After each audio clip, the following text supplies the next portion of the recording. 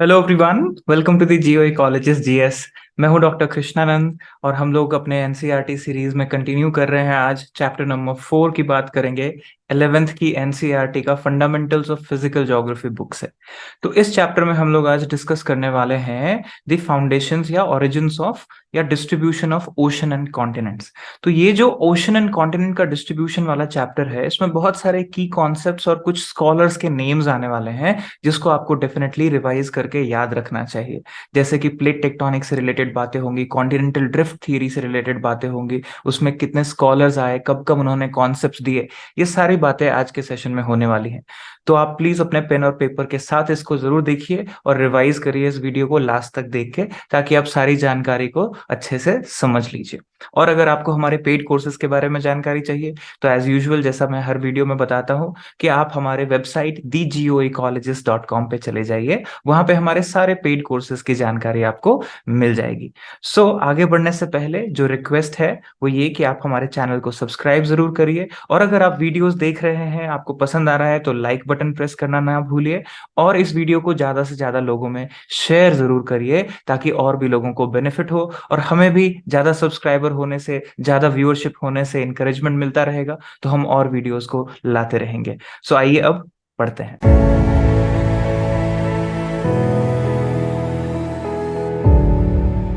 तो जैसा कि आप देख सकते हैं, ये है हमारा chapter number 4, fundamentals of physical geography का। और इसमें टाइटल है हमारे चैप्टर का distribution of oceans and continents. तो ओशंस और कॉन्टिनेंट्स का डिस्ट्रीब्यूशन धरती पे कैसे है, और उससे रिलेटेड जो थियरीज हैं जो हमें बताएंगी कि कौन सी चीज कहाँ है, क्यों एग्जिस्ट करता है, क्या कारण है, ये सारी चीजें हम इसमें डिस्कस करने वाले हैं। तो इस चैप्टर को पढ़ेंगे आप, तो एक बेसिक फैक्ट ये है कि कॉन्टिनेंट्स जो है वो 29% है अर्थ का, और रेस्ट जो आपका 71% है वो ओशंस है। ये तो आप बेसिक फैक्ट जानते ही होंगे। और इससे आगे हम चलेंगे तो इसमें सबसे पहले बात की गई है कि अगर आपको जानकारी चाहिए इसके डिस्ट्रीब्यूशन की, तो कैसे पता हमें। तो उसके लिए बहुत सारे स्कॉलर्स ने बहुत समय से बहुत सारी थियरीज दी, डिस्कशंस हुए, एक्सप्लोरेशंस हुए। तो ज्योग्राफी, जैसा कि आपको पता है, कि एक्सप्लोरेशन से ही निकला हुआ सब्जेक्ट है। तो कॉन्टिनेंटल ड्रिफ्ट एक ऐसी थियरी है जो इसको डिस्क्राइब करने में और समझने में हमें मदद करती है। तो अगर आप देखेंगे shape of the coast line of Atlantic Ocean, Atlantic Ocean अगर आप गौर करेंगे एस शेप का ओशन है। तो ये शेप आपको हमेशा सरप्राइज करती है कि ऐसा कैसे है। और दोनों तरफ के जो कॉन्टिनेंट्स हैं, अफ्रीका यूरोप एक तरफ और नॉर्थ और साउथ अमेरिका एक तरफ, ये दोनों बड़े इंटरेस्टिंगली आप देखेंगे इनके कोस्ट लाइन मैच करते हैं अगर आप इनको फिट करेंगे एक ही जगह पे। तो ये जो आइडिया है, ये कॉन्टिनेंट्स की फिटिंग का आइडिया कि एक समय पे ये साथ रहे होंगे, ये इसी बात से निकल के आती है। तो सबसे पहले नोन रिकॉर्ड्स में अगर बात करें हिस्ट्री ऑफ साइंस में, अब्राहम ऑर्टेलियस नाम के एक डच मैप मेकर थे, नीदरलैंड से थे। और इन्होंने सबसे पहले ये प्रपोज किया 1596 में, एंड ऑफ 16th सेंचुरी में, कि ऐसा हो सकता है, एक पॉसिबिलिटी है। लेकिन इन्होंने इसमें बहुत डिटेल्ड साइंटिफिक एनालिसिस नहीं दी, बट मैप के थ्रू, कार्टोग्राफी के थ्रू, क्योंकि ये मैप मेकर थे, इन्होंने उसके थ्रू ये बताने की कोशिश की। तो ये लगभग लगभग 400 साल पहले से ये बातें शुरू हो चुकी हैं।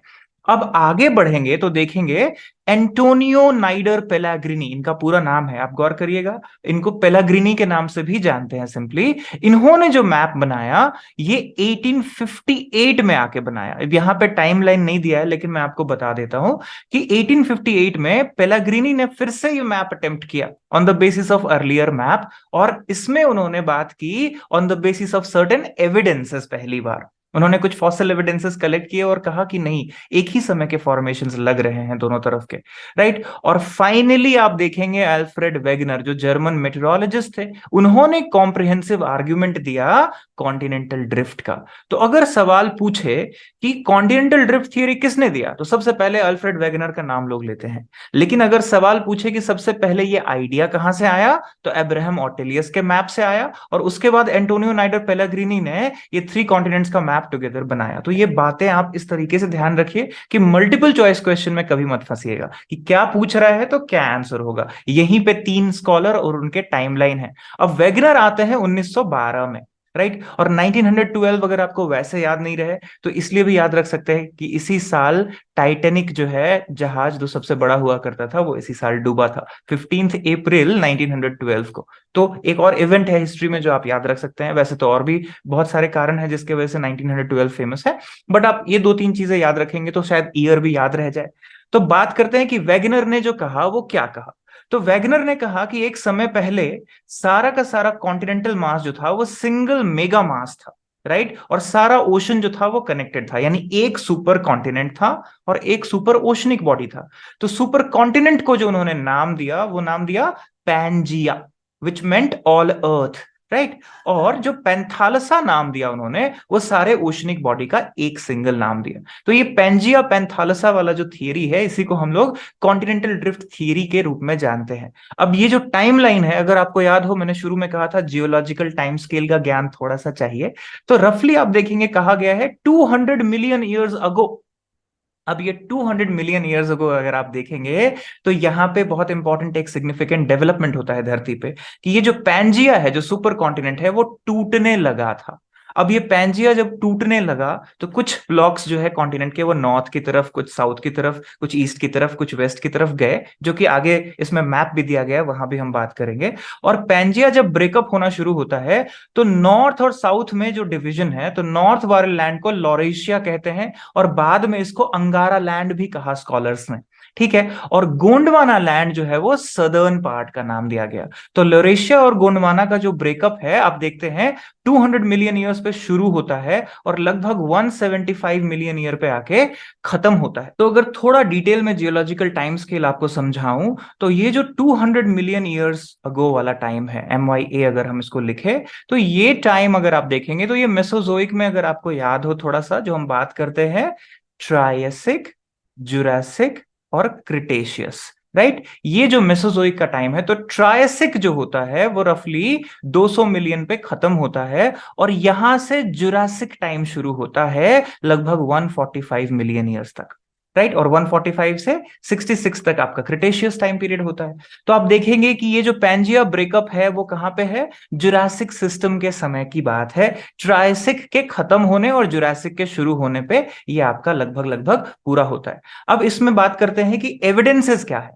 तो एविडेंसेस है मैचिंग ऑफ कॉन्टिनेंट्स, जिसको हम एक खेल की तरह भी करते हैं। अगर आपने मैप्स के साथ प्ले किया हो, अलग अलग मैप्स को जोड़ के एक बनाना, इसको जिगसॉ फिट पजल भी कहते हैं। तो jigsaw fit puzzle EC Bullard नाम के एक स्कॉलर हुए 1964 में, इन्होंने मार्जिन्स ऑफ अटलांटिक और बाकी को लेके गेम बनाया और 1964 में इन्होंने बताया कि ये पूरा परफेक्ट मैच है, राइट। और 1000 fathom line instead of present shore line की बात की, जिन्होंने कहा कि ये जो मैचिंग है ये इतना सारा है। और इसके अलावा बात करेंगे rocks of same age across the oceans, मतलब ओशन के दोनों कॉर्नर्स पे अगर आप जाएं, दोनों एजेस पे जाएं, जो भी कॉन्टिनेंट्स है उन पे जो रॉक्स हैं उनकी एजिंग अगर देखें तो सेम टाइम का है, मतलब एक ही टाइम फॉर्मेशन हुआ और अलग हुए तो आज ये और ये दोनों रॉक्स सिमिलर है। तो ये चीज आपको मिला। इसमें रेडियोमेट्रिक डेटिंग मेथड यूज किया गया। तो इसमें अगर आप देखेंगे belt of ancient rocks of 2000 million years from Brazil coast, right. और वेस्टर्न अफ्रीका, यानी अगर आपको थोड़ा मैप याद हो, अगर ये साउथ अमेरिका है और ये अफ्रीका है, तो ये वाला एरिया और ब्राजील वाला, ये जो दोनों एरिया है अक्रॉस द अटलांटिक, यहाँ के और यहाँ के फॉर्मेशंस क्या है, सेम टाइम पीरियड के मिले। तो इससे पता लगा। तो आप देखिए रफली जुरासिक एज जिसकी मैं बात कर रहा था, अमेरिका और अफ्रीका के जो कॉन्टिनेंटल मार्जिन्स हैं वो इस टाइम पीरियड के रिफ्लेक्ट करते हैं चीजों को। अब बात करते हैं थोड़ा सा और डिपॉजिट्स की। तो एक डिपॉजिट्स होता है टिल डिपॉजिट्स, जिसको टिलाइट्स भी कहते हैं। अब ये एक सेडिमेंट्री रॉक है टिलाइट, जो टिल से बना हुआ है। और टिल मटेरियल क्या है, ग्लेशियर्स जब आते हैं, मूव करते हैं, तो अपने साथ जो छोटे छोटे टुकड़े लेके चलते हैं, पत्थर को तोड़ते हैं, उसको कहते हैं टिल। और वो डिपॉजिशन जो है वो ग्लेशियर के टाइम का।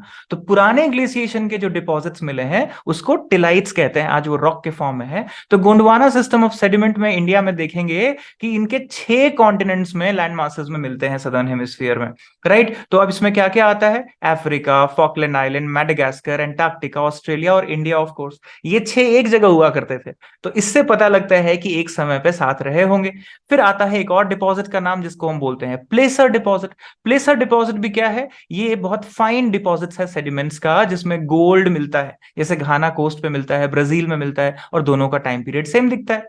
फिर बात करते हैं फॉसिल एविडेंसेस की, तो बहुत सारे पुराने फॉसिल्स मिले, और जैसे मैंने जुरासिक बोला तो आपको डायनासोर तो पक्का याद आ गया होगा। तो बहुत सारे रेप्टाइल्स, डायनासोर्स एंड अदर्स जितने भी रहे उस समय पे, प्लांट्स, फॉसिल्स भी, उन सबको मिला। तो इसमें अगर आप देखेंगे तो आपको दिखेगा कि लेमुर्स जो है वो इंडिया में, मेडागास्कर में, अफ्रीका में। अब इसको बोलते हैं लेमुरिया के नाम से भी इस लैंड मास को भी जाना जाता है। तो अगर पूछ दे लेमुरिया में कौन कौन आता है, तो इंडिया, मेडागास्कर और अफ्रीका, राइट, क्योंकि लेमुर वहां मिलते हैं। मेसोसोरस एक इंपॉर्टेंट डायनासोर का वैरायटी है, और वो आपको दिखेगा कि बहुत सारा रेप्टाइल का जो पार्ट है उसमें मेसोसोरस के फॉसिल भी मिले अलग अलग एरिया में, राइट। तो आप देखते हैं skeletons of these were found in 2 localities. कहां कहां मिला? Southern Cape Province of southern Africa और इरावर फॉर्मेशंस ऑफ ब्राजील में मिला। और ये दोनों लोकेलिटी कहते हैं 4800 किलोमीटर है एक दूसरे से। तो कैसे मिल गया सेम? इसका मतलब एक साथ रहे होंगे एक जमाने में, राइट। तो ये जो बातें होती है इससे हमें एविडेंसेस मिलता है। और फिर बात हुआ कि भाई ये तो समझ आया, लेकिन बताओ ऐसा क्या फोर्स रहा होगा, इतना बड़ा फोर्स रहा होगा कि कॉन्टिनेंट्स को दोनों को सेपरेट कर दिया। इतना आसान तो है नहीं कि छोटे मोटे फोर्सेस होंगे और आसान है कि बस अलग हो गए होंगे। तो इसके पीछे का जो कारण है, जब वेगनर से पूछा गया तो वेगनर यहां पे थोड़े कमजोर पड़ गए। उन्होंने कहा कि 2 तरीके की फोर्सेस काम करती है धरती पे। एक जो है वो पोल वार्ड्स वाला फोर्स, और एक जो है वो ये जो फोर्स होता है टाइडल फोर्स। तो टाइडल फोर्स जो है वो ईस्ट वेस्ट डायरेक्शन को लेके है, और पोल फ्लिंग फोर्स जो है वो नॉर्थ साउथ में मूव करता है। इसीलिए कॉन्टिनेंट्स ईस्ट वेस्ट भी मूव किए, नॉर्थ साउथ भी मूव किए। लेकिन इसका बहुत सॉलिड एविडेंस नहीं दिया उन्होंने तरीके से, तो बहुत सारे स्कॉलर्स ने उनको क्रिटिसाइज किया 1912 में। बाद में जाके 1928 में जब आर्थर होम्स ने बताया convection current inside the earth, interior structure में हमने पिछले यूनिट में बात की थी, तब जाके ये वेरीफाई हुआ। और 1960s में जब प्लेट टेक्टोनिक थियरी आई, तो लोगों ने कहा कि वेगनर वाज राइट, उन्होंने गलत बात नहीं कही थी। जस्ट दैट ये पोल फ्लीइंग फोर्स जो बात है और टाइडल फोर्स, इस पे जो उन्होंने वेटेज दे दिया, ये लोगों ने रिजेक्ट कर दिया था 1912 में। अब बात करते हैं हम लोग ड्रिफ्ट स्टडीज के बाद की स्टडीज, पोस्ट ड्रिफ्ट स्टडीज। कि कॉन्टिनेंटल ड्रिफ्ट का ये जियो टेक्टोनिक का एक पूरा टाइमलाइन है, 30-40 साल तक लोग इसी पे काम करते रहे। उसके बाद क्या हुआ? तो उस बीच में आपको जो मैंने बात की 1930, तो 1928 कहीं पे 1930 लिखा मिलेगा, convection current theory Arthur Holmes का। अब ये बहुत बड़े ब्रिटिश जियोलॉजिस्ट थे।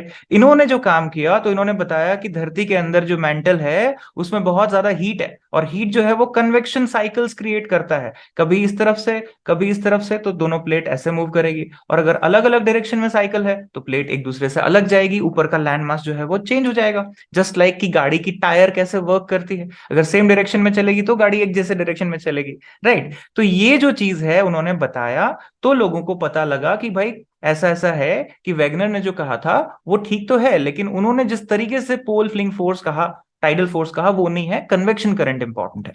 अब आती है बात, दुनिया साइंस और टेक्नोलॉजी में तरक्की कर रही थी, राइट। तो मैपिंग शुरू हो गया ओशन फ्लोर का, एक्सपेडिशंस होने लगे वर्ल्ड वॉर 2 के टाइम पे खास करके। और ज्यादा स्टडीज से पता लगा कि मिड ओशनिक रिजेस जो है वो बहुत एक्टिव है वोल्केनिक इरप्शंस में, राइट। रॉक्स जो है वो दोनों तरफ को मूव कर रहे हैं, यहाँ पे नया नया रॉक्स धरती पे क्रिएट हो रहा है मिड ओशनिक रिजेस में। और मिड ओशनिक रिज जो मिड अटलांटिक रिज है, अगर आप मैप पे देखेंगे, तो इससे पता लगा ओशन फ्लोर के कॉन्फ़िगरेशन, उसका स्ट्रक्चर। तो ओशन फ्लोर कॉन्फ़िगरेशन को जब लोगों ने पढ़ना शुरू किया, तो पता लगा कि भाई कैसे स्ट्रक्चर है। तो हाईएस्ट माउंटेन से लेके लोएस्ट बेसिन फ्लोर तक जो आप देखेंगे, तो आपको ये पूरा का पूरा अलग अलग लेवल पे अलग अलग डिपोजिशंस दिखेगा। और इसी को आप देखते हैं शेल्फ, राइट, स्लोप और एबिस, राइट। तो ये जो हम पढ़ते हैं जो स्ट्रक्चर, इसको हम आगे भी देखेंगे वैसे, बट अभी के लिए ध्यान रहे कि ओशन फ्लोर की स्टडीज से बहुत सारा इंफॉर्मेशन मिला। अब कॉन्टिनेंटल मार्जिन्स की भी स्टडी हुई, तो उससे भी हमें बहुत सारी चीजें पता चला कि कहीं पे डीप ओशनिक ट्रेंचेस भी हैं, कहीं पे जो ओशनिक क्रस्ट है वो अलग थिक है, थिन है। और एबिसल प्लेन की स्टडीज और शुरू हुई मिड ओशनिक रीजस के साथ साथ। तो पता चला कि एबिसल प्लेन जो है वहां पे कॉन्टिनेंटल सेडिमेंट भी है और वो मूव कर रहा है अलग अलग डायरेक्शंस में।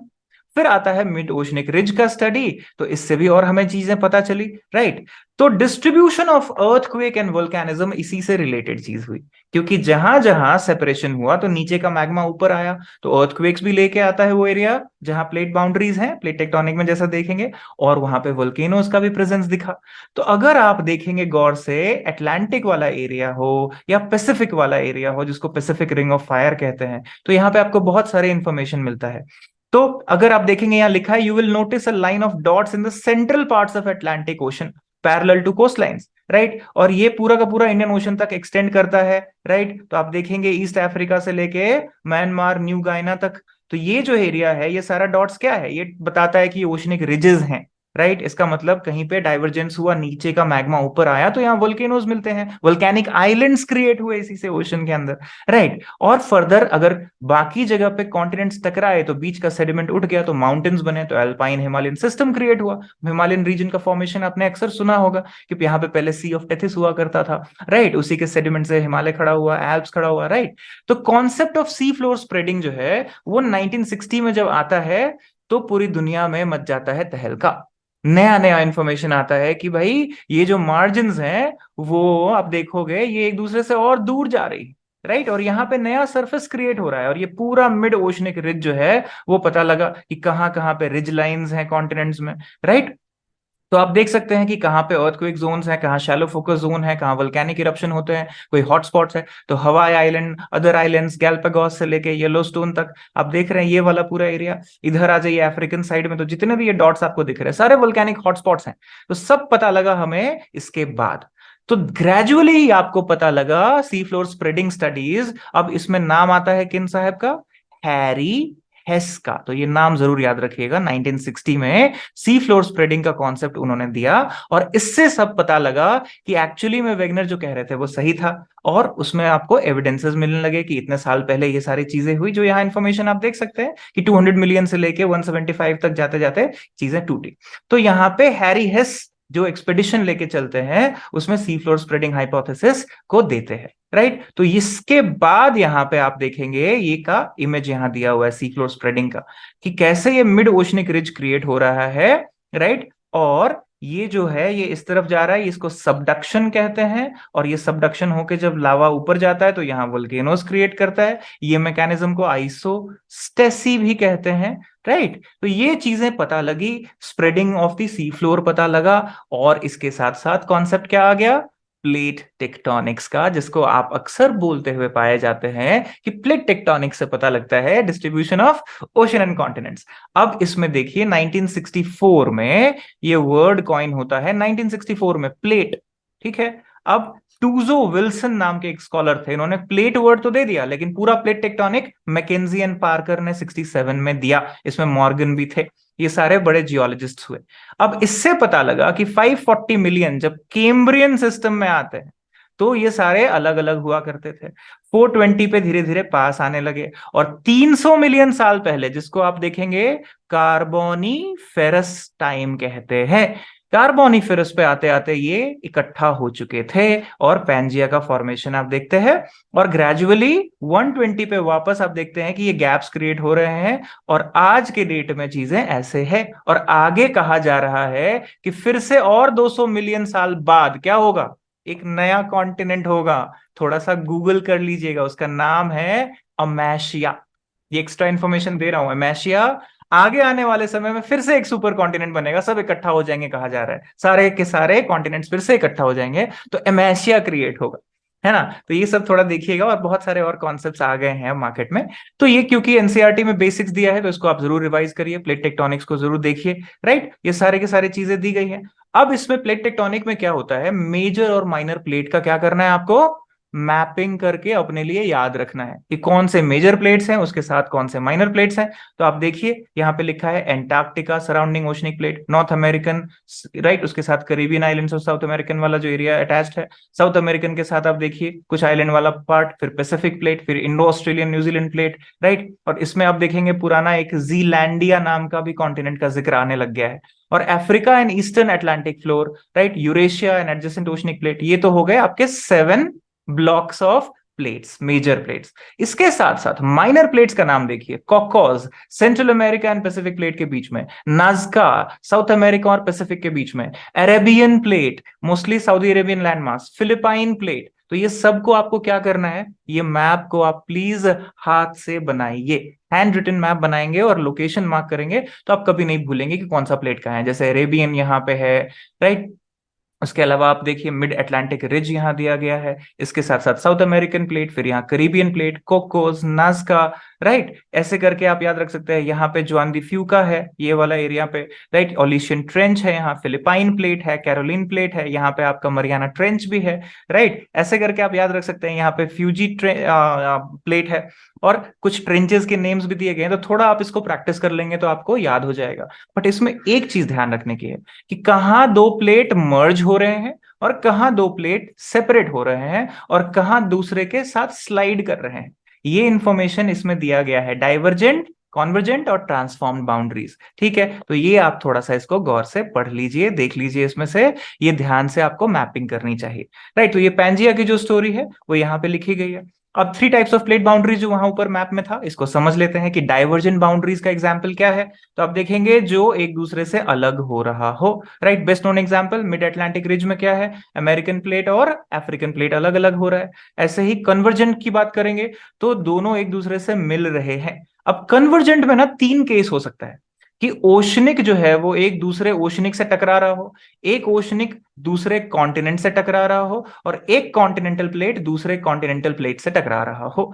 तो इसीलिए 3 केसेस दिए गए हैं यहाँ पे, राइट। और एक प्लेट जब दूसरे से टकराए और एक नीचे चला जाए और एक ऊपर, तो इस प्रोसेस को क्या कहते हैं, सबडक्शन कहते हैं। सबडक्शन जोन की बात करते हैं वहां पे, राइट। तो ये सारी बातें जो है छोटी छोटे पॉइंट्स हैं, लेकिन इसको ध्यान रखना चाहिए आपको। ठीक है, एग्जाम में इससे रिलेटेड चीजें पूछी जाती है कई बार, राइट। और ट्रांसफॉर्म बाउंड्री की बात हम करते हैं, जो एक दूसरे के स्लाइड कर रहा हो प्लेट, ये इधर और ये इधर, इसको ट्रांसफॉर्म प्लेट बाउंड्री कहते हैं। जो सैन एंड्रियास फॉल्ट है बहुत फेमस एग्जाम्पल है, राइट। तो आप देखेंगे रेट ऑफ प्लेट मूवमेंट, अब कहा गया है यहाँ पे कि वैरी करता है ये रेट। जैसे अटलांटिक रिज जो है वो स्लोएस्ट रेट है, less than 2.5 centimetre per year से ये ऐसे मूव कर रहा है बीच में जो अटलांटिक रिज है, राइट। ईस्ट पैसिफिक राइज जो है नियर ईस्टर आइलैंड, आप देखेंगे ईस्टर आइलैंड बहुत फेमस है, थोड़ा याद करिएगा, रापा नुई कल्चर्स है ना यहाँ पे।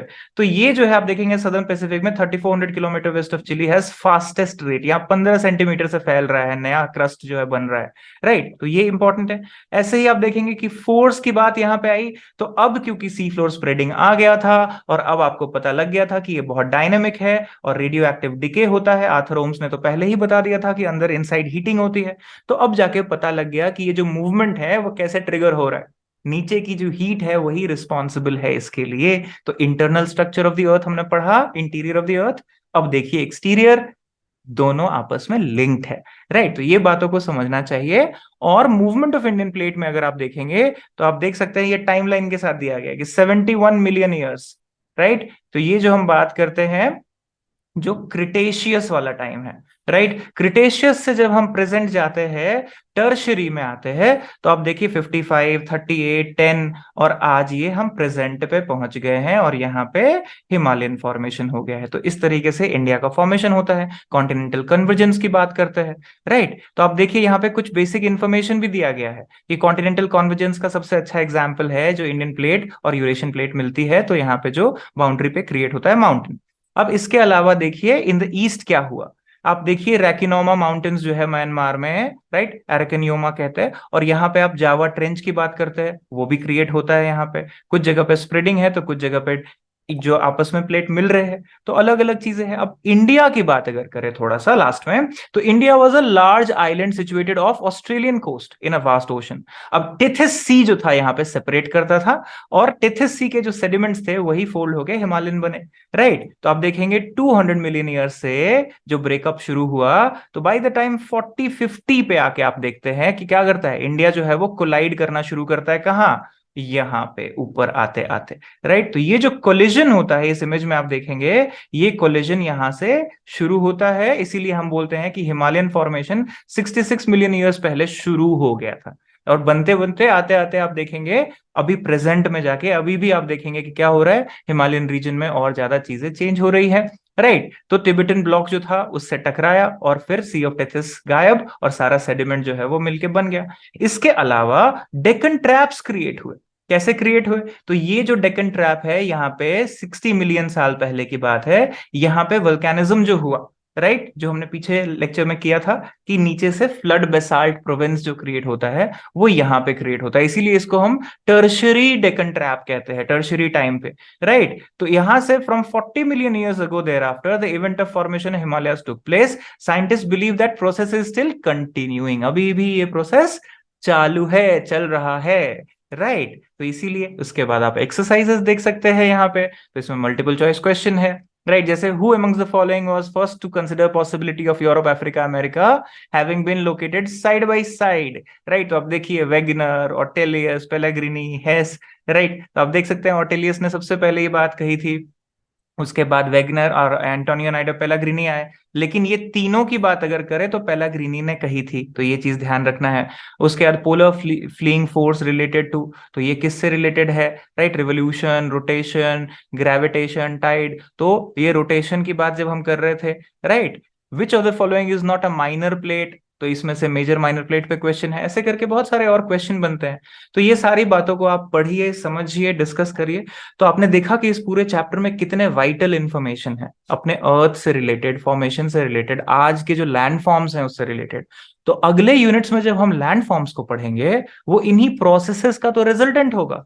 तो अगर आपको ये प्रोसेसेस ध्यान ना रहे, थोड़ा जियोलॉजिकल टाइम स्केल का ज्ञान ना रहे, कब कैसे ओशन फॉर्म हुआ, कॉन्टिनेंट फॉर्म हुआ, आज का डिस्ट्रीब्यूशन किस तरीके से है, राइट, तो ये आपको थोड़ा एक basic knowledge of continental drift, plate tectonic, convection current theory, sea floor spreading, उनके स्कॉलर्स, टाइमलाइन, ये बातों का, और जो मैप है वर्ल्ड का, है ना, तो वो सारी चीजें आपको जरूर पता हो, तभी आपको इसमें अच्छे नंबर आएंगे जब आप आंसर राइटिंग करो, चाहे आप एमसीक्यू सॉल्व करो, मल्टीपल चॉइस क्वेश्चन, ये दोनों में ही काम आएगा आपको। तो मैं आशा करता हूं कि आज का ये आपको सेशन, रिवीजन सेशन अच्छा लगा होगा, और अगर अच्छा लगा तो डेफिनेटली लाइक बटन प्रेस करिए, कमेंट करिए, और डेफिनेटली प्लीज चैनल को सब्सक्राइब तो कीजिए ही, और भी लोगों को बोलिए सब्सक्राइब करने के लिए, और ज्यादा से ज्यादा लोगों को ये वीडियो शेयर करिए। So all my best wishes, keep learning, keep spreading knowledge, keep spreading light, and also stay healthy, stay safe. All the best. मिलते हैं अगले लेक्चर में।